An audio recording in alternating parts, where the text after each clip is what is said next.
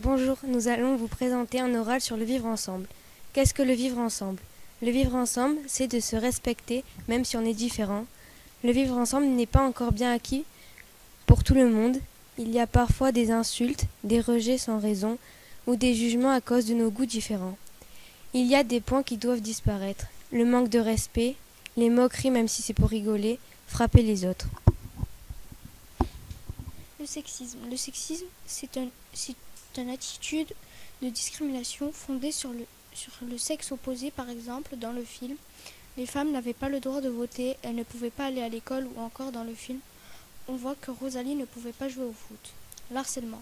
L'harcèlement, c'est une répétition de propos et comportements ayant pour but un effet sur la personne. Dans le film, on voit que Just se fait harceler par Félix Hartung. Par exemple, quand le professeur Bosch interrompt le cours pour savoir qui a cassé la scie, il dénonce Just et la classe le suit.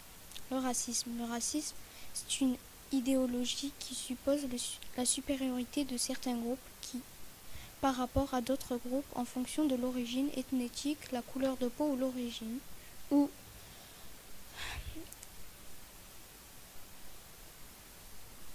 la religion des personnes. Dans le film, le professeur d'anglais, Koch, demande ce qu'ils savent sur l'Angleterre. Les élèves ont des idées étonnantes sur l'Angleterre.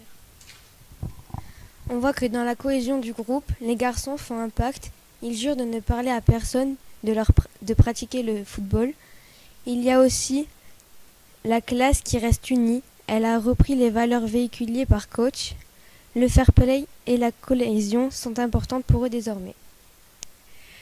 Résumé sur la scène de départ. Coach est un nouveau enseignant qui enseigne l'anglais. Il posa une question sur ce qu'ils savent de l'Angleterre, mais il est surpris de leur idée. Le professeur Bosch interrompt les cours pour savoir qui a cassé la scie.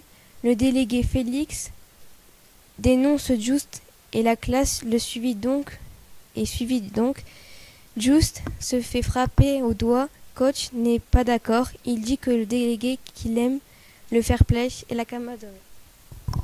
En conclusion, le vivre ensemble est quelque chose de crucial dans la société qui nous rappelle l'importance de respecter et d'accepter les autres, même s'ils sont différents de nous. C'est en faisant preuve de compréhension envers les autres et en prenant la parole. Si toute la société ferait ça, chacun se sentirait à sa place et pourrait s'épanouir sans jugement, sans se sentir différent. Pour apprendre à vivre ensemble, il faut être respectueux et accepter les différences de chaque personne. Se faire confiance entre nous et apprendre à vivre avec le point de vue des personnes, qu'ils soient positifs ou négatifs. Il faut aussi être ouvert d'esprit et accepter que certaines personnes n'ont pas la même opinion que nous, la même apparence ou encore la même culture. C'est en travaillant ensemble, malgré nos différences, que nous pourrions construire une société plus harmonieuse et où chacun se sent accepté.